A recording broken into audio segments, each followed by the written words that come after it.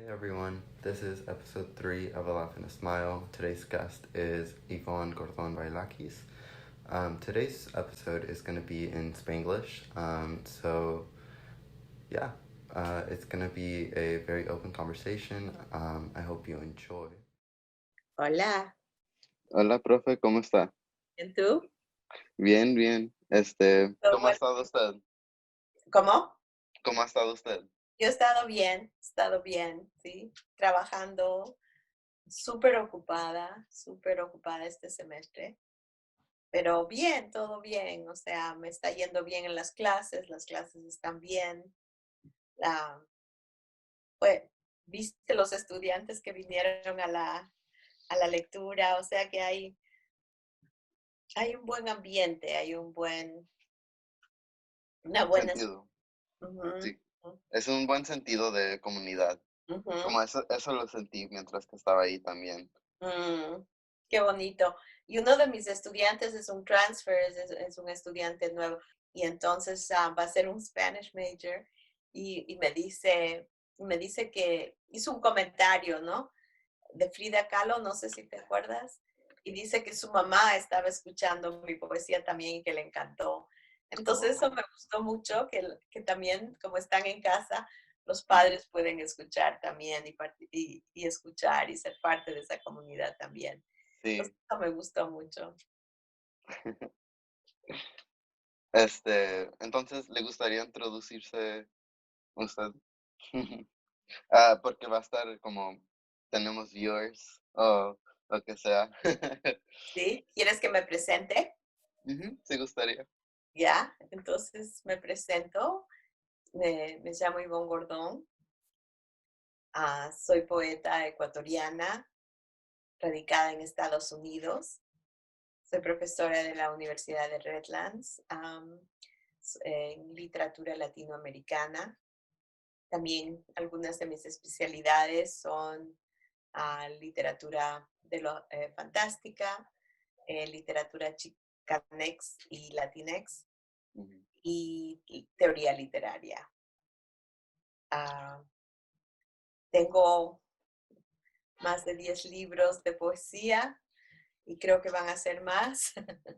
Seguir creciendo y me encanta enseñar porque tengo contacto con estudiantes y los estudiantes para mí son la semilla del futuro y son la esperanza también, la esperanza. Entonces a mí me encanta en mis clases tener estudiantes que les gusta la literatura, que les gusta la poesía y los que no les gusta van aprendiendo y les va gustando, que es lo más bonito también, como dijeron en el recital, ¿no? Que no les gustaba poesía antes y ahora les encanta.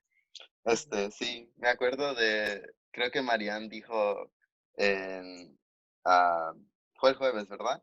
ujú, Este, ujú, porque ella estuvo en nuestra clase de poesía de español y me recuerdo que como casi todos en la clase no sabían poco, no sabían tanto sobre la poesía y como, como compañeros aprendíamos sobre nosotros a través de la poesía.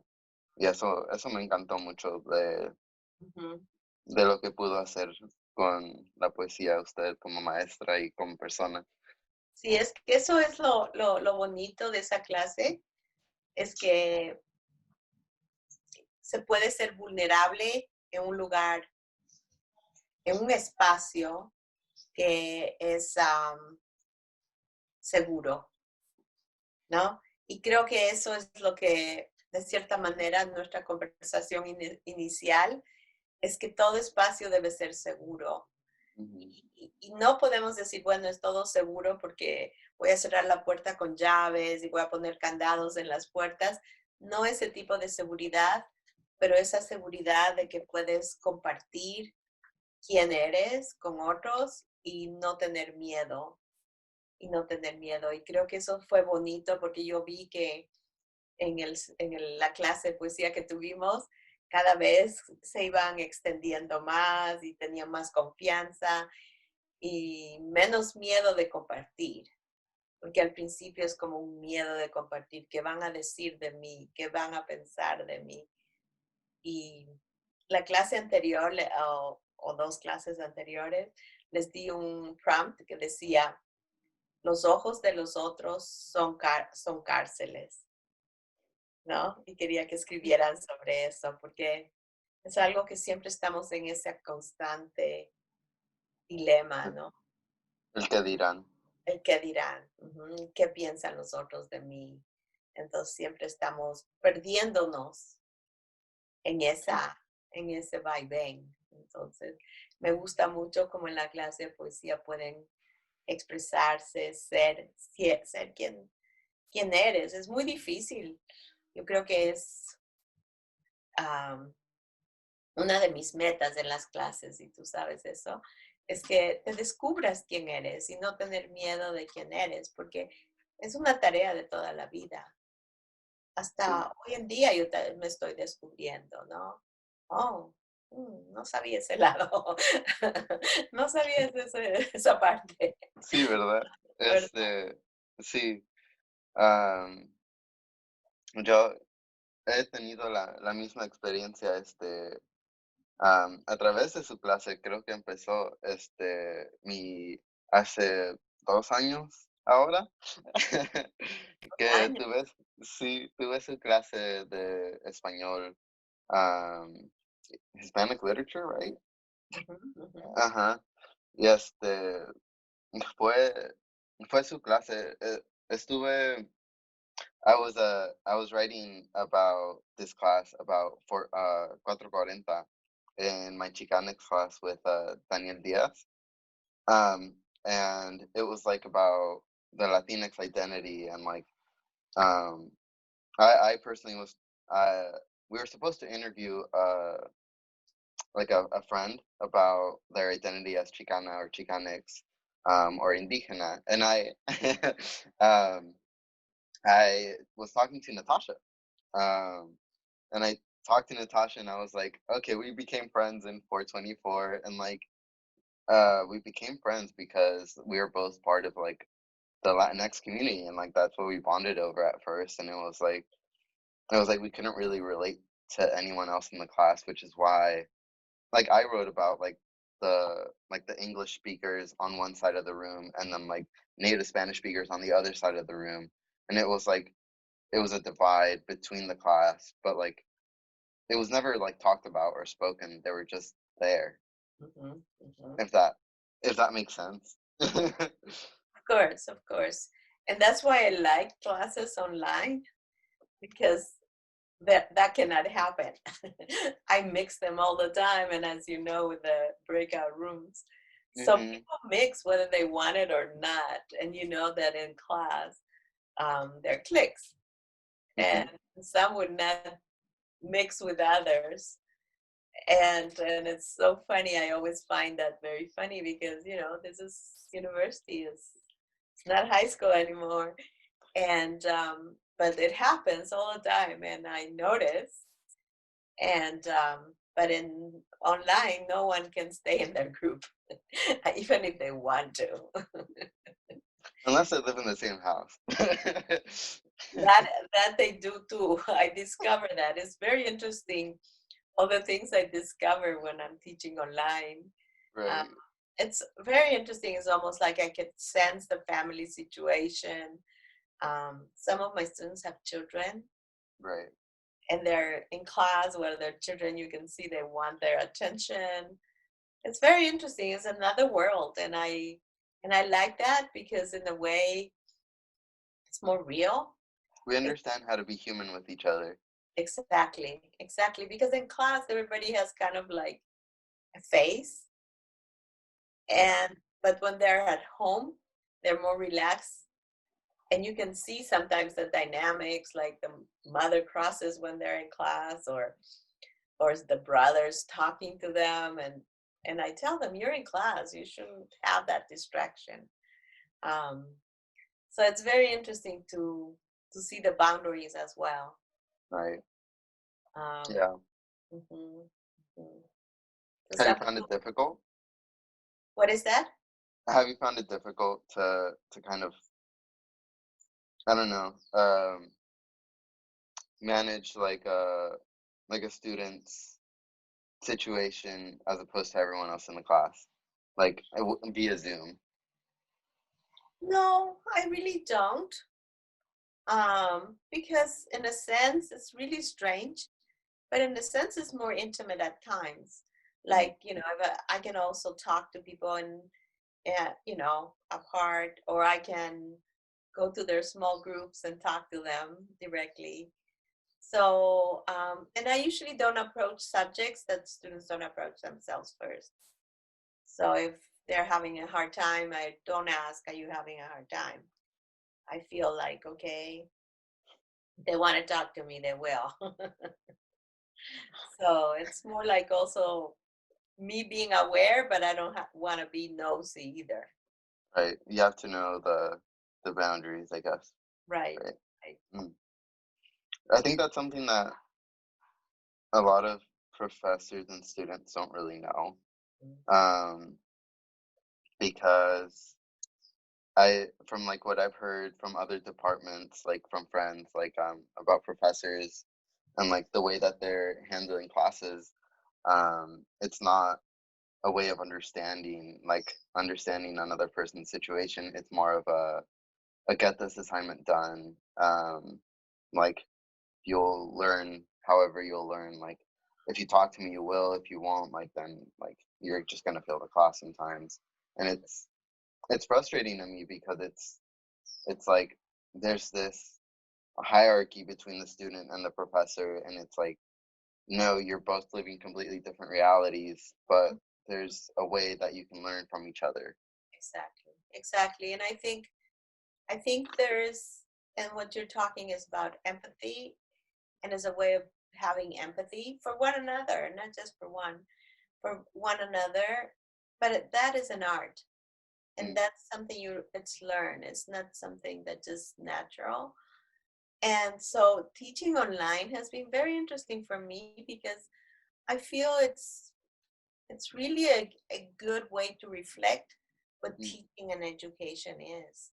right. Is teaching and education in the classroom only?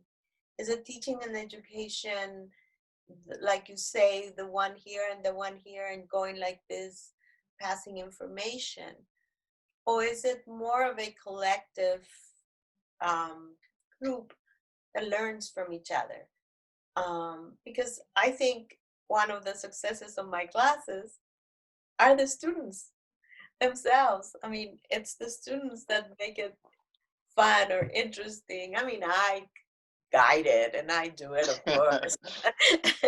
I'm not going to stay out of it, but but it's the students' interaction, the richness of their lives or complexities of their lives that make it interesting, and they bring it to the class and they bring it. That's why I think the poetry class is like that, because we just don't talk about what poetry is and put it in the blackboard and analyze and go home. It's like what it can be as to What like it what can it's taught be. to be. Hmm. Yeah, it's the tool to discover yourself. And Carmelo, in the process of teaching, it's a both ways. The professor or the teacher discovering herself or himself in the classroom as well, Hmm. the student as well. And so, a lot of people say, oh, you should teach others how to teach online. I go, no way. Because teaching is a natural thing. Mm, It's something you can do it or you can't do it. It's something you don't learn. um, how do I teach empathy? How do I teach that when the students' eyes are shifting, I need to call on them? How do you teach those things? They're unteachable. right. So either you are a natural teacher or you're not. And go ahead. Yeah. I was I've been playing with this method of writing poetry where um I take words from like books or from songs, and then like Mhm. the words that speak to me, I write them down. Um and this one phrase, as you were talking, like it popped into my head. Um, Love was not originally meant to be a game, but we have made a game out of love. And that just the way that you're talking about teaching is also the same way that like we're not taught to love, like we're not taught to like how to properly love. And so um it's like teaching is a lifelong journey, I guess. Like not teaching, learning is a lifelong, like, I don't know. Yeah, it is a journey. It is a journey. And that's why I say I'm there to facilitate that journey, not Mm-hmm. to make the journey for you or not to tell you what the journey is, but to facilitate that journey and open you to possibilities. And I think that is what it is. It's more um, being in touch, being in touch with your students, being in touch with who you are, who I am, and then having a communication. Because when it's a one-way communication, that's why online is a real test. You Right. have an online communication, 20 people or 25 people back there, and that screen are going to be bored. Mm-hmm. They cannot pay attention the same way because it's a one-way communication. Right. Yeah, I've actually found myself to be in class. Okay.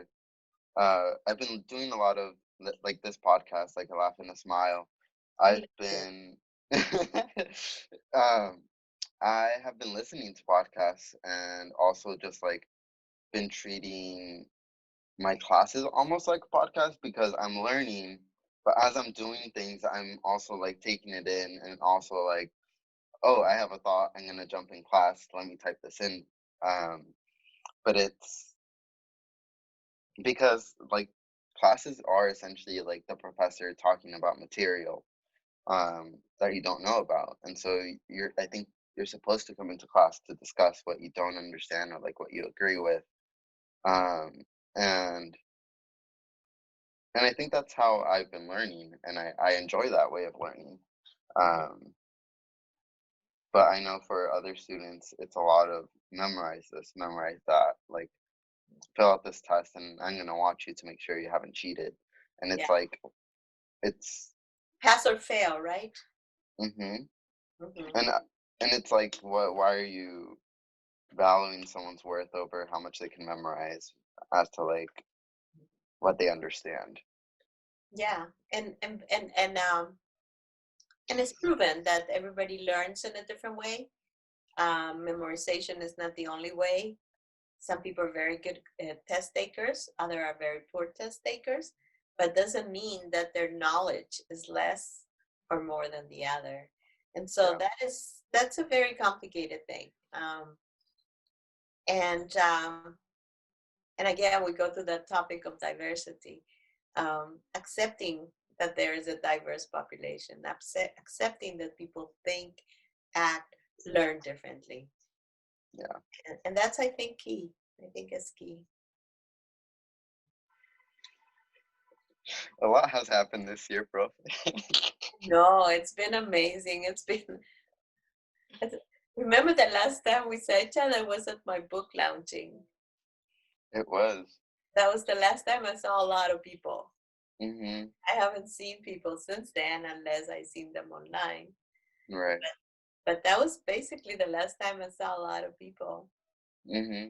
Yeah, a lot has happened. This has been a very intense year. Oh, not even a year yet, but It feels like it. it feels like more than a year, right?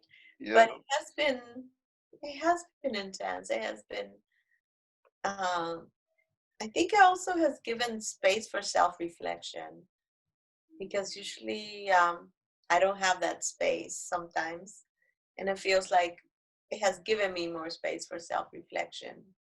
Right. Mhm. Yeah, I feel that too. Mhm. Like now that I've had some time to like settle in Brockton, I've been discovering both about myself, like reasons why, like I spent freshman and sophomore year like trying to figure out why I was depressed and like why I was so unhappy. And like as I've been sitting alone with my thoughts and like also been talking to people, um, it's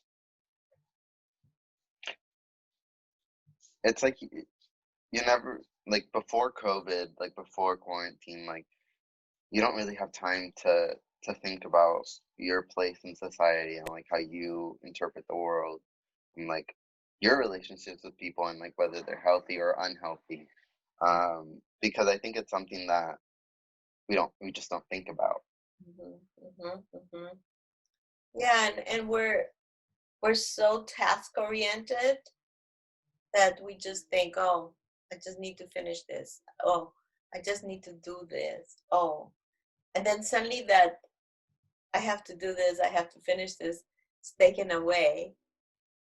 And then Yeah. what am I going to do now? Hmm. What Yeah. am I going to do now? And so it opens a door and opens possibilities, right? Yeah. Right.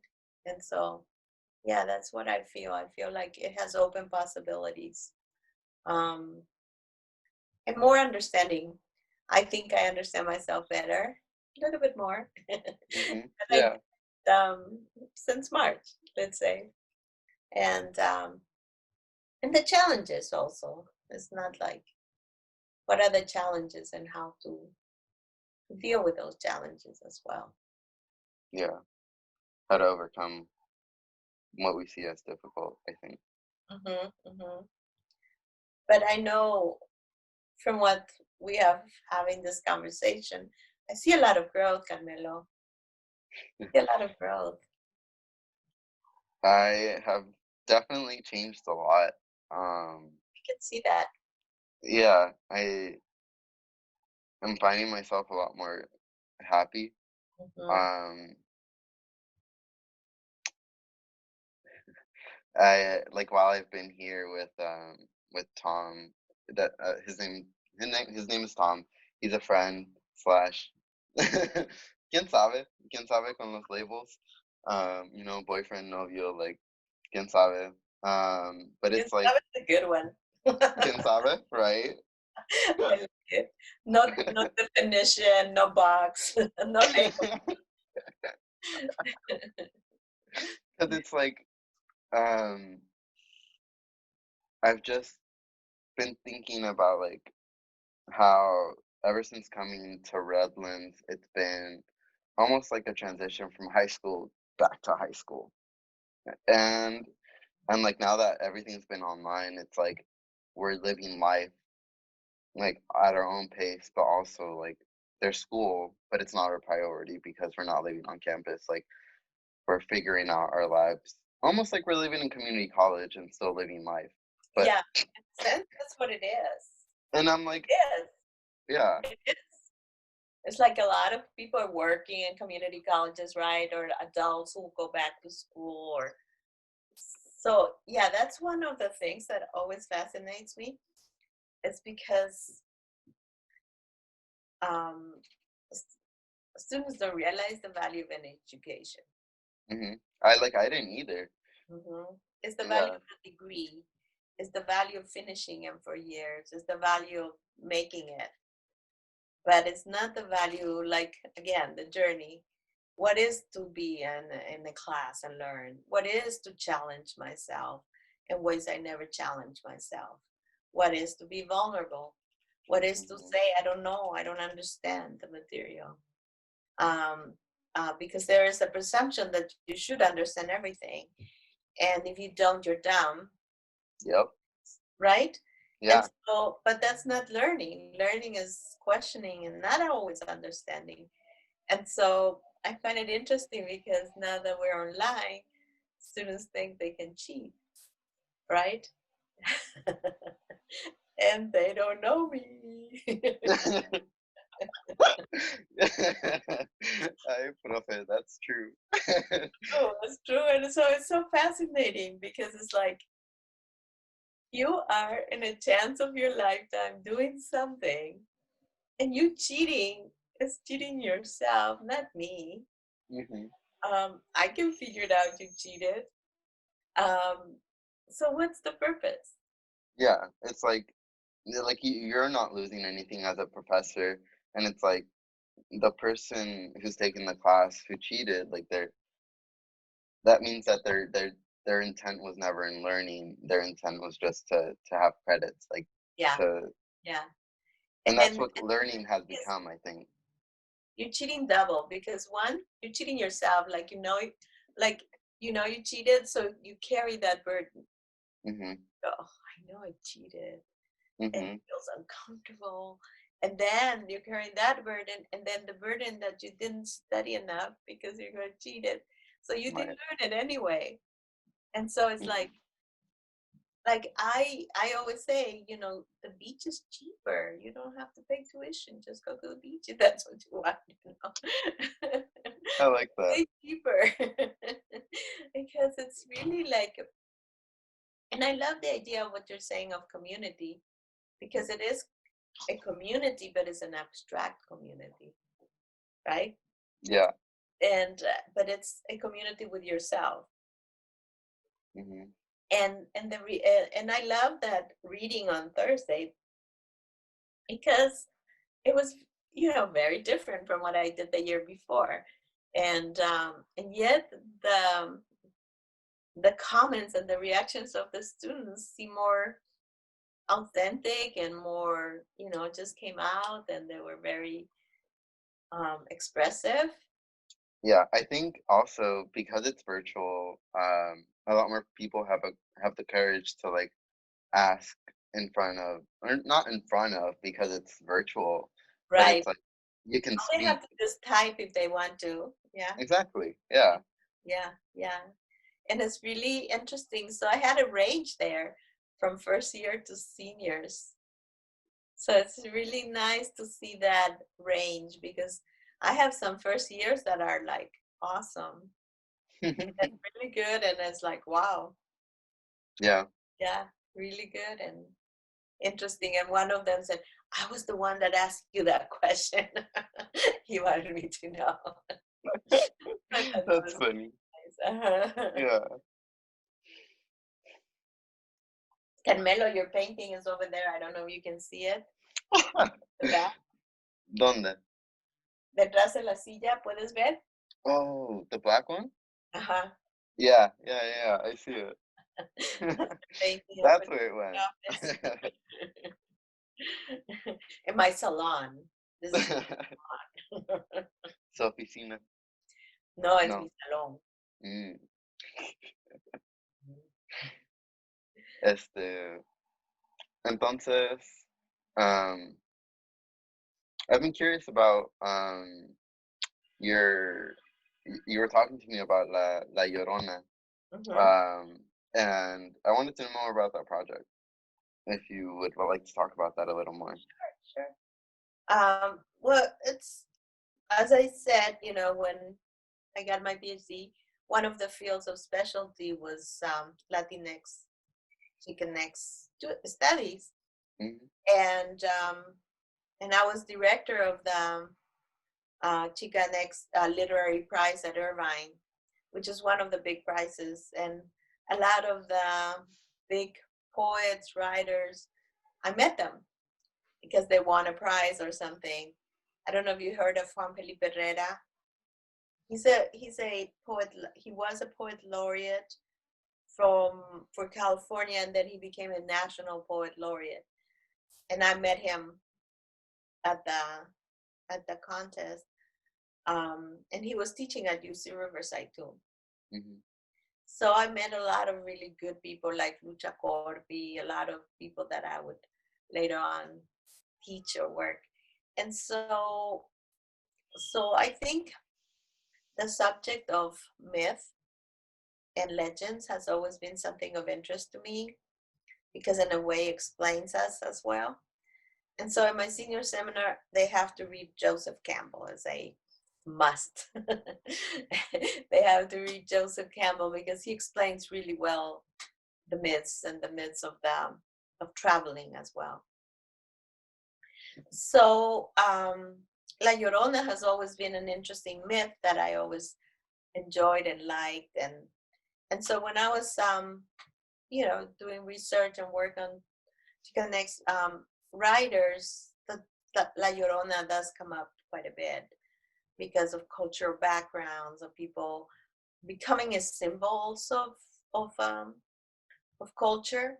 So I wrote this paper on this article on La Llorona, and it's called La Llorona / La Gritona in Hollering Creek, and, by Sandra Cisneros.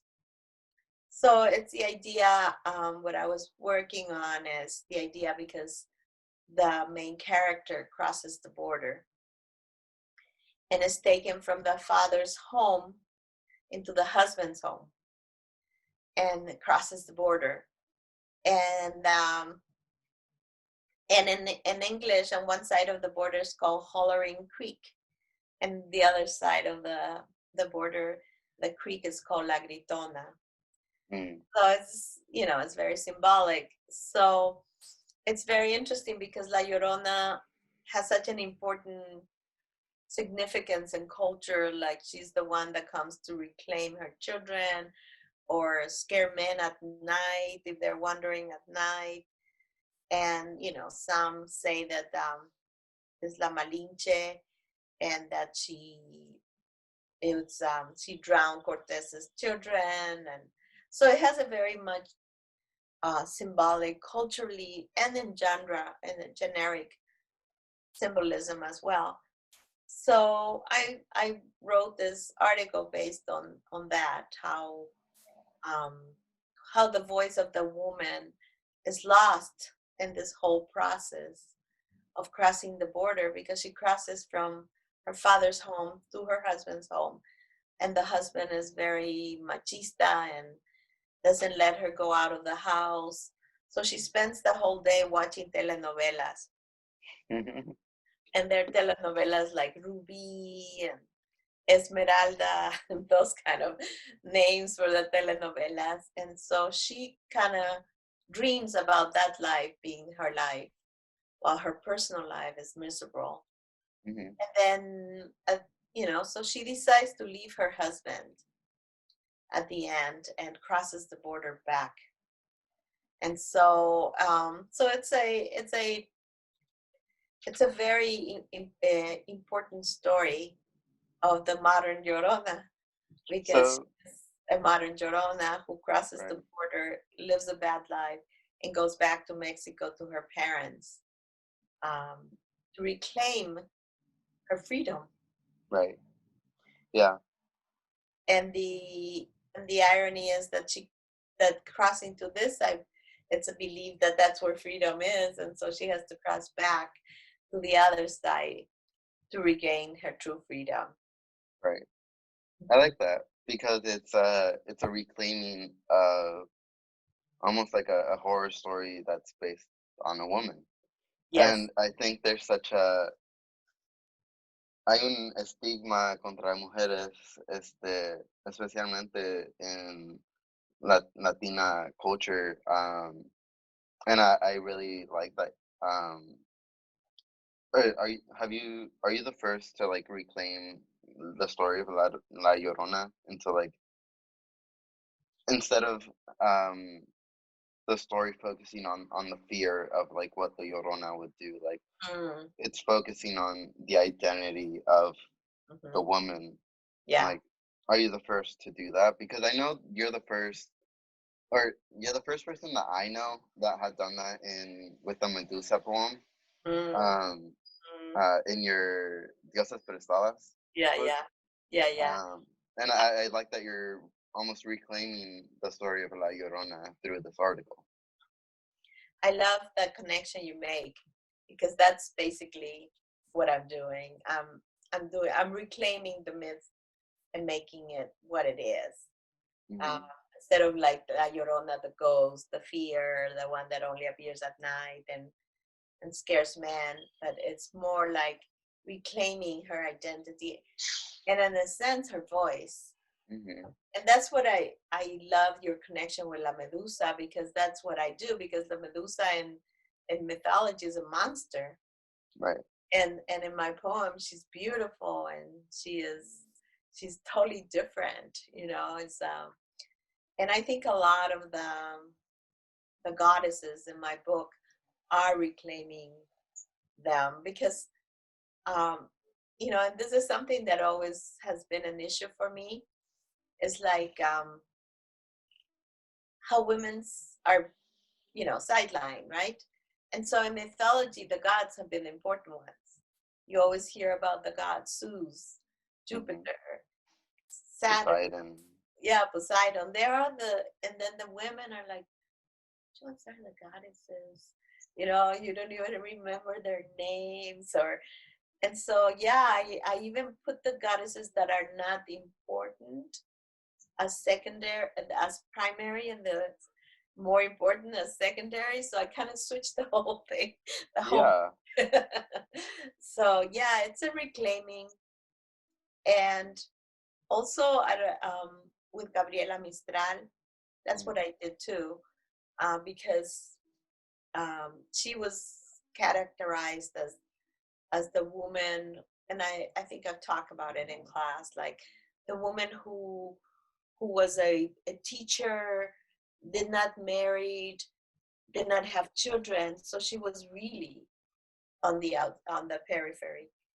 And I'm like, wait a minute, this is not true. She's just using that kind of language to be in the center and to talk to the other directly, not from the side. And so I was the first one to do that. Yeah. With Gabriela Mistral. Now they have followed my lead on this, and which is great. I didn't even know that I have made that road for others, because I was at this conference in Ecuador, and there were some scholars working on my work, and they mentioned this. Oh, I had no clue. I had no idea that I made a trail for them, but it's just because I like to look at things from a different angle and not repeat what everybody has repeated. Right. Because otherwise, you know, why say it? Yeah. I understand that, because I think because of like the classes that I've taken with you, like I've taken a look at my other classes a lot differently. Um, Mhm. like one thing that I've been kind of like trying to work into to who I am is letting my bilingual brain just be itself. Porque, like, I mean, like we've been doing it in this podcast, like switching between Spanish and English, and it's like, Yeah, and a lot of people are like, oh, how does that how does that work? And it's like our brains, like, no se puede explicar, it just happens. mhm. And It's more so natural. I think, mande, es más natural. Mhm, mhm, Hmm. mhm. Yeah. And so I think part of that is also, it's like a block almost in my art and my works, Mhm. because I filter myself to think in English, or to oh, what's this word in English, like what how can I phrase this to Mhm. where other people can understand it. Exactly, exactly. Yeah, it's a difficult one, because Mhm. like because for example, I write in Spanish, and then I want to reach a wider audience as well who don't speak Spanish. Mhm. But I have a dilemma, and I'm like, I like so of course, you know, I work with the translations, and as you see, I read the poem that Paraíso, that was the hard one. That Mhm. was the hard one. And so I thought, okay, I'll read that one with for Carmelo to hear it. uh And you stopped working on the translations. I did. I lost myself actually, June, July, August, like Mm, I he, I started working, and then I think I got caught up in the world of my head mhm, also, that I couldn't put the effort into the book that I would have liked. Yeah. No, it's nice it's also good to do that, because it's better not to force yourself, because it doesn't work and it doesn't Mm-hmm. like poetry. If I say tomorrow I'm going to write 10 pages, it's not going to happen. Yeah. Because I'm forcing myself. But then one day I sit and I write 10 pages and I go, oh, good. Mm-hmm. So it's good not to force yourself. And like you say, like even with language, not forcing the language either. If it comes out in English, comes out in English. Si sale en español, sale en español. Exactly. ¿Verdad? Y si en los dos, pues también. También. Y eso es lo que se llama el code switching. Mm-hmm. ¿No? Que cambias a uno a otro, y ¿por qué no? Yo siento que, por ejemplo, el inglés, de cierta manera, para algunos, es el idioma de confort. Y el español es el idioma de identidad. Es ¿Identidad? Es lo que siento en las clases, por ejemplo, ¿no? Entonces, cuando están hablando español, es como que es otra cosa, y después están hablando inglés, otra cosa. Inglés, cuando están hablando inglés, es like comfort, the known, the familiar, the one that fits in. Because I'm sure this happens in school. Mm-hmm. At some point when you're in school and you master English, and then go, oh, okay, I can fit in now. I can fit in now. And I think that happens, and because I always struggle with students speaking English in class. But I noticed that the reason is just I want to fit in. Mm-hmm. Yeah. That is something that's very prevalent, at least for me. Because for me, middle school, it was a lot of Latinos. It was a school meant for like low income students, particularly Latinos, to have access to education, which would be private. So I went to a private all boys school, Catholic, and like I would sometimes be the only brown body in the classroom, and it's like this was high school or middle school? High school would be the predominantly white institution. And so like middle school, I would be used to like switching between English and Spanish, like Spanglish, that's how we would talk because everyone knows Spanish. Mm-hmm. And going to high school, it was like I can't talk in Spanish. I only understand bits and pieces of, I guess, not white culture, but like a just a completely different culture than the Latino Mexican culture that I know. And so I would just shell myself away from that. And so I code switched and became a person. It sounded like someone else who just, I guess, happened to come with me to college because I was also code switching while I'm at Redlands, and it's hard to break out of that. Yeah, I love what you said, that you left high school and you felt you started a new high school. And I think I can see that switch in you right now, that you left high school, you enter high school, but now I think you are at the university. Yep, I'm learning a lot. Mm-hmm. Yeah, I see your growth. I see your self-acceptance too. Because that's hard. And yeah, I think something else that I've just been thinking about is like, why is it so hard? Like, why have we grown up in a society where we're not confident in ourselves to think that we can do better, to think that we can make a difference instead of assimilating ourselves into a broken system. Yeah, because it's very strong. Very strong. And you're pushed and pushed until you go, okay, I'm tired. I'm gonna give in. So it's not, and it's very subtle, so you are not aware. And I think in that place of being so subtle that, for example, myself, I don't question it as much because it's subtle. But yeah, we assimilate. And profe, you grew up in Ecuador, right? Mm-hmm. How different was it? When did you come to the U.S., like start living here? Like, how was that experience for you?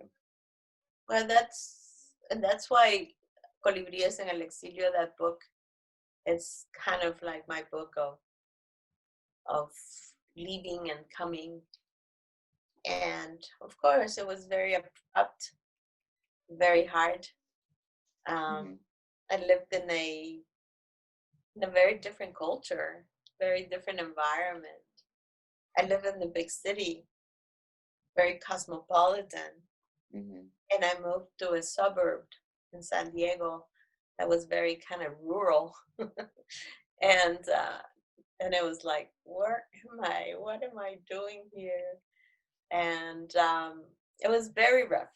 It was hard. And I think the thing that was not hard for me was because, I'm Guarita and I spoke English. Right. So that part, I think I was more accepted. And then I would be asked, "Oh, you don't look Ecuadorian." And I said, "Do you know Ecuadorians?" "No." "So how do you know how Ecuadorians look?" Right. So yeah, it was hard. It was not an easy transition, and I had to do everything on my own and fight my way and make it. Right. So yeah, it was an interesting journey and still is. Mm-hmm. Still is. I'm not finished. I wish it would be finished at one point, but I don't think so. Yeah, I agree with that. But that's the source of poetry too, right? Mm-hmm. Experiences. Experiences, like, and it's so interesting because I always think like Colibríes en el Exilio is one of my first books, and I'll never read it again. And then every reading I read it, and it's like it was yesterday. It's so fresh, and it's so interesting because it's really very close to my identity, close to my heart. And a And colibri, what does that translate to? Hummingbirds in Exile. Okay. Mm-hmm. Yeah. Colibri. Mm-hmm. So yeah, it's fun, and so yeah, it's a difficult transition, but I think these transitions are more than cultural. The transitions are more in accepting yourself Mm. and learning about yourself. And that's why I think the beauty of poetry, because poetry is really an exploration of myself for me. And every time there's like a new avenue, a new road, a new mountain. And so it is very rich, I would say. Um, I always wanted to fit in also as an adolescent. I always wanted to be part of the group. But now I like it not being part of anything. I like that. Because you're just yourself. Yeah, it's not important anymore. But that comes with maturity. So A lot of us aren't there yet. A no, lot of us aren't no. mature yet. Some are faster than others. Some may take shorter than others. But it is maturity, accepting yourself. You know what you, Art. yeah, Mhm. you know what you're supposed to know when you know it. Yeah, yeah, and they're like, trials and tribulations, right? Mm-hmm. Like you have to, again, we go into myths. You have to pass certain trials, and that's life. Life is ritos de iniciación. Right. Qué cosas, ¿no? Todo es un círculo, todo es un círculo. Y empezamos en una parte y seguimos, volvemos y otra vez seguimos. Sí, ¿verdad? Ujú, ujú.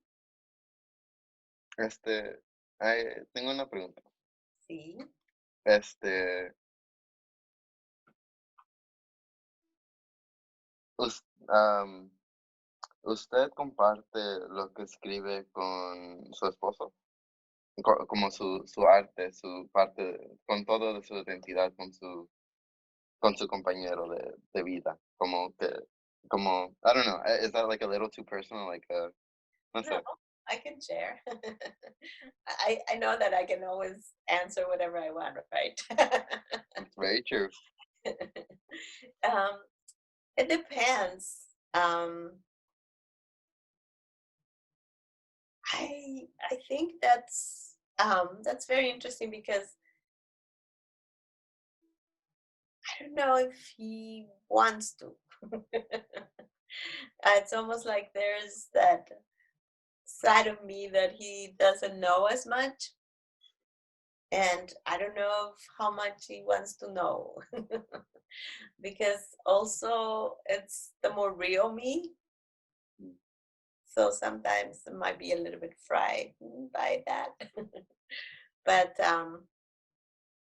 but I of course share. I mean, I share the ones in English because he doesn't speak Spanish very much, Mhm.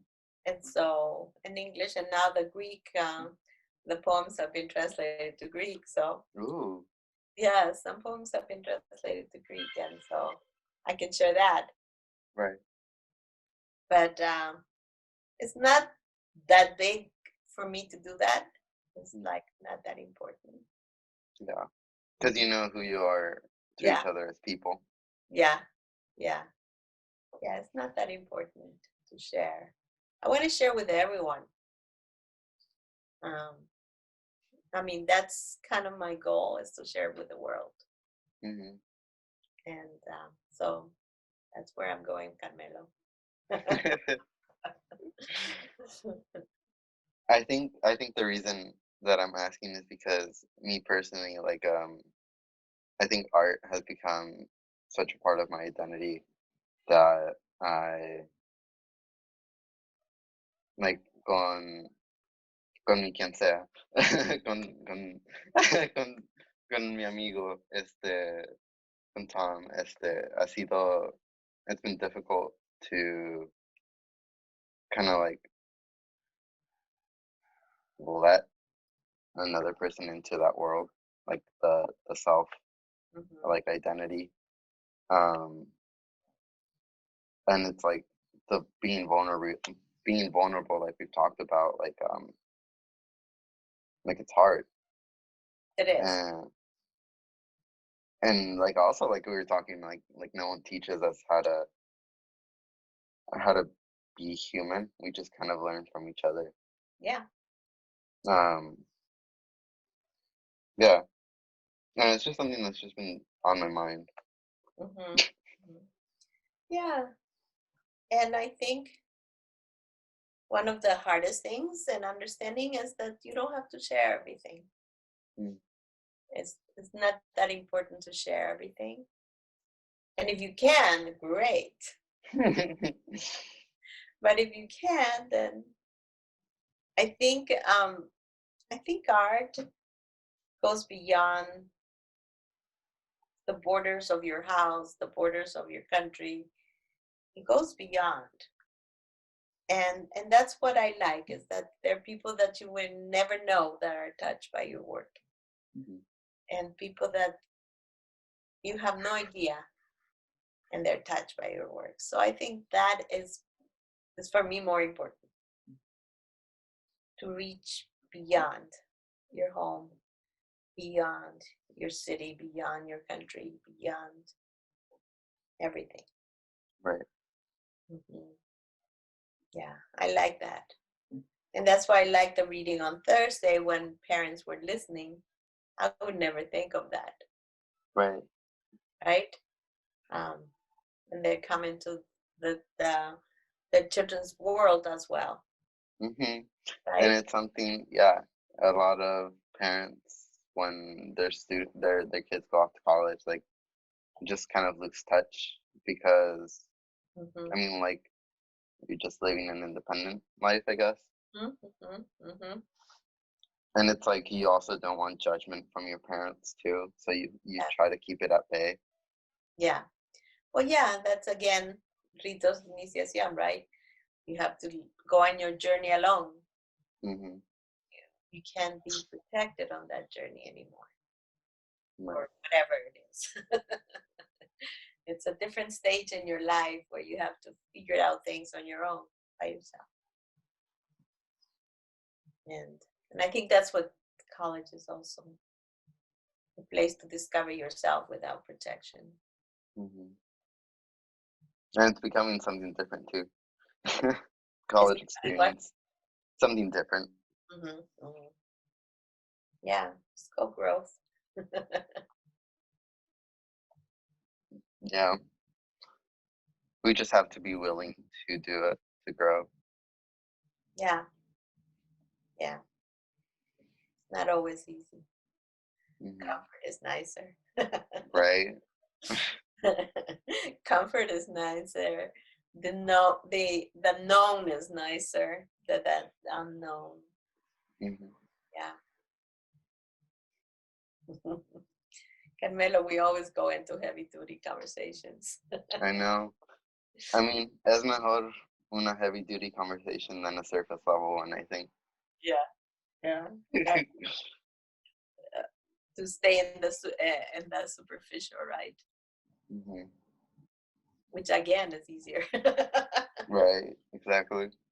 It's like we don't think about thinking, like looking deeper into like what's happening. Mhm. Yeah, definitely. Bueno, profe, ¿tiene algo que le gustaría decir, antes de que acabemos? I say a lot, pero ya casi va a ser like an hour and 20. Okay. Oh, wow. Mm-hmm. It's been a hot sec.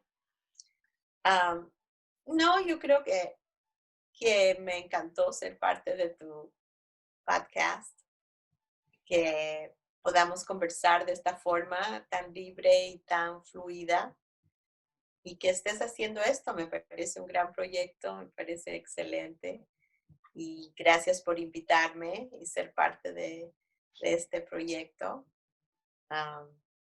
Y me encanta ser parte de ese crecimiento tuyo también, y de artista que tiene tantos niveles como las artes plásticas y la poesía y la novela y quién sabe qué más.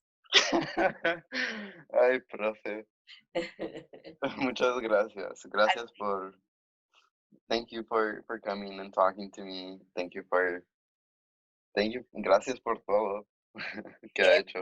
No, gracias a ti, gracias a ti, gracias a ti por existir. Igualmente, profe. I think that's something that we all need to kind of understand, that we're all here for a reason, so why not connect?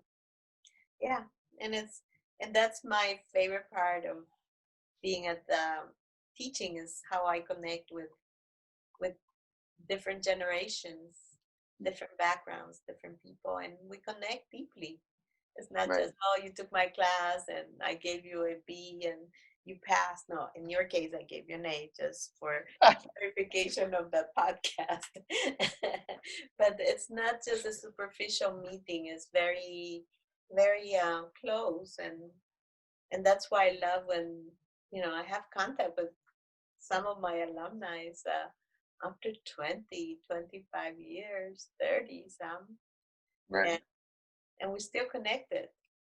So that's a beautiful way of interacting, right? So we are still connected and connecting in class. It's not just the class material and then the classmates you meet and the friends you make. It's a lifetime experience, so it's kind of nice. Yeah, exactly. Bueno, muchas gracias, profe. A ti, Carmelo. A ti, Carmelo. Un gusto. Un gusto. Ay, profe. Okay. Bueno, I'll talk to you later. Muchas gracias otra vez. A ti, a ti, a ti. Que tenga un buen resto de su día. Gracias, tú también. Y aprovecha de la playa en Long Beach. Bueno, hasta luego, profe. Nos vemos. Adiós. Adiós. Nos vemos. Alright, and that concludes episode 3 of A Laugh and a Smile with Ivonne Gordon-Vailakis. Please don't forget to like and subscribe to the channel. The podcast is also available on Spotify and Apple Podcasts, so go ahead and check it out on there too. Alright, hasta luego everyone. Bye.